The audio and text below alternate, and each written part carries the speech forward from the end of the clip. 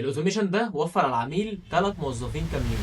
مش هزار، ده فعلا 3 رواتب كل شهر العميل ده وفرهم. العميل ده كان عنده ويب سايت بيطلع اوردرات كتير، والموظفين كل شغلهم ان هم كانوا بيسحبوا الداتا ويكلموا العميل ويتابعوا الحاله معاه، وده كان كله شغل يدوي وفيه غلطات كتيره جدا وبيضيع وقت كتير خالص. عملنا له اوتوميشن وبقى اي اوردر بيجي له بيروح اوتوماتيك على جوجل شيت، والسيستم لوحده بيبعت رساله للعميل بتفصيل الاوردر وميعاد الاستلام، والعميل لما يرد الرد تلقائي بيتحلل عن طريق اي ايجنت، وبيقسم العميل لثلاث فئات: يا اما جاهز للاستلام، يا اما محتاج يتاخر شويه في الاستلام، يا اما ما ردش خالص. واللي ما ردش خالص ده يبقى محتاج يتابع معاه عن طريق ان هو يرن عليه. اما العملاء الجاهزين فمجرد ما يعمل كونفيرم عليهم بيتبعت الاوردرات بتاعتهم اوتوماتيك لشركه الشحن. في نفس الوقت بيتبعت اوردر للبرينتر بتطبع كل بياناتهم عشان تتحط على الاوردرات اللي طالعه. والنتيجه هنا ان احنا وفرنا شغل 3 موظفين كاملين وخليناهم يركزوا في حاجات تانية اهم بكتير من الشغل اليدوي ده. فلو انت عندك اوردرات او ليدز كتير ولسه بتتعامل معاهم بالطريقه اليدوي، انت مش محتاج موظفين اكتر، انت بس محتاج اوتوميشن زي ده يظبط لك شغلك. اكتب لي تحت في الكومنتات اوتوميشن وهبعت لك PDF كامل بيشرح لك التولز اللي استخدمناها في الاوتوميشن ده.